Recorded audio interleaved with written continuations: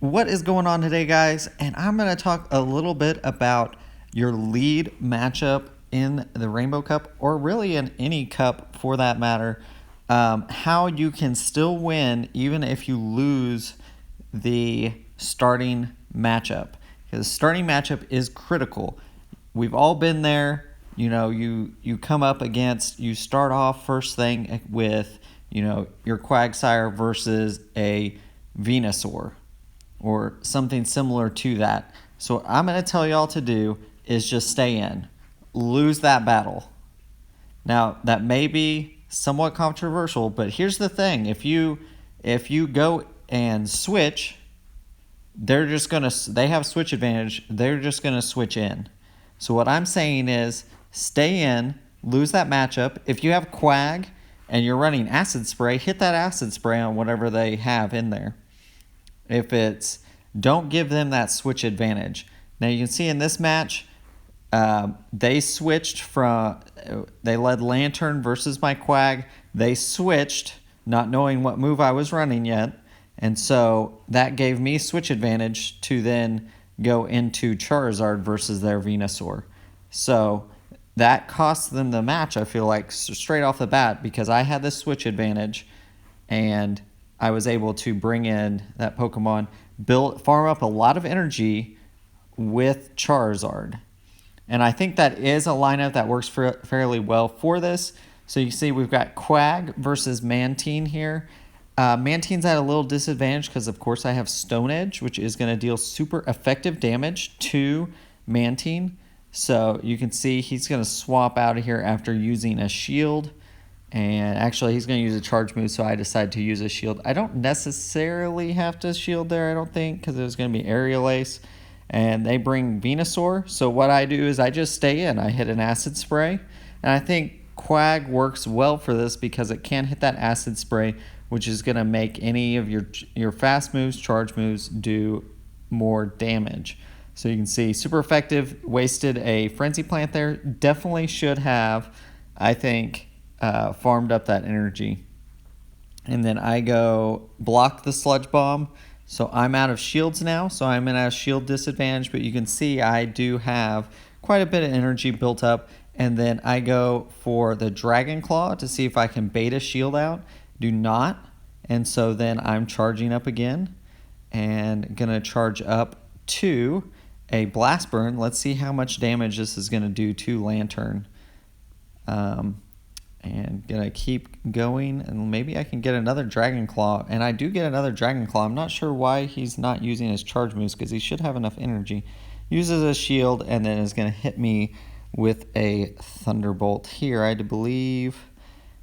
And so we're down to finally Venusaur, which can farm up this matchup a little bit. They're gonna hit me though with Thunderbolt.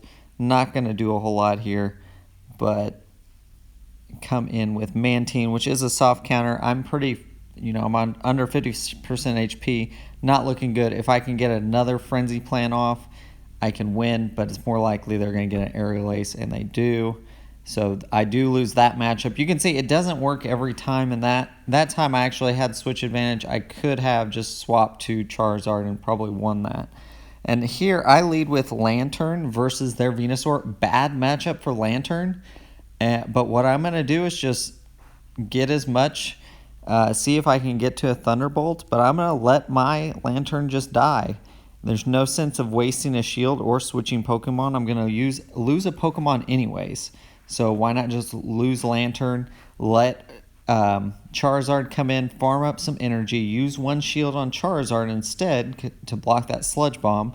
He swaps out to Lantern, so I'm able to just swap into my Venusaur. Once again, giving me switch advantage, and so that gives me a chance to hit some Frenzy Plants here. He's going to have to block to survive. Is it going to hit a... Oh, it hits a Hydro Pump, actually, which does do quite a bit, even though it's not very effective.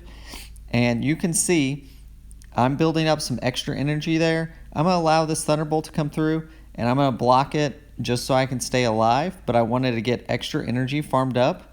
He does have Charge Beam Lantern, so it's going to generate energy a little faster than if he was using a Water Gun. Still resisted by me, but going to get a lot more energy. I hit the Sludge Bomb right away because I don't know what's coming in. If I was smart there, I would have hit Frenzy Plant to try to bait the shield, but I didn't know if he would block it or not. And we do have Charizard here with Blast Burn.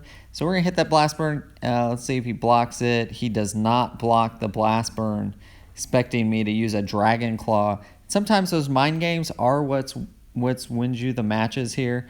And we're going to win there with just fast moves, still one shield, but he has a remaining Venusaur in the back, but is pretty close to dead. And if I got the Dragon Claw before he got to Frenzy Plant, so we do end up winning that match. So what I want to do now is show the first of the match again.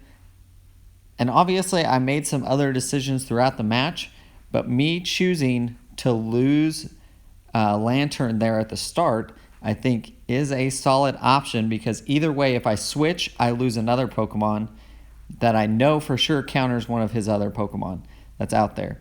So I'm going to lose no matter what one Pokemon. So if you think it's more advantageous to lose the first one, do that and keep your switch available for later.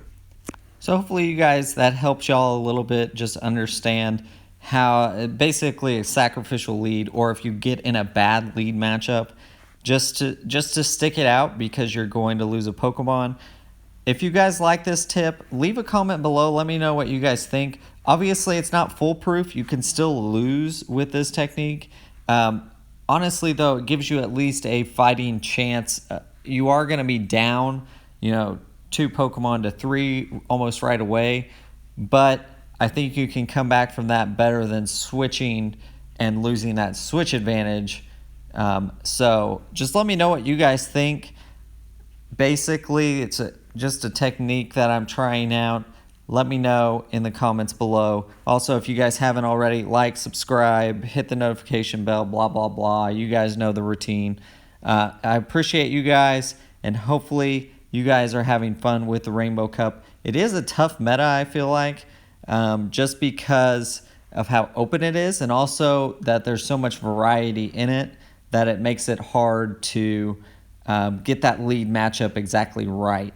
So let me know what you guys think, and as always, guys, keep on battling.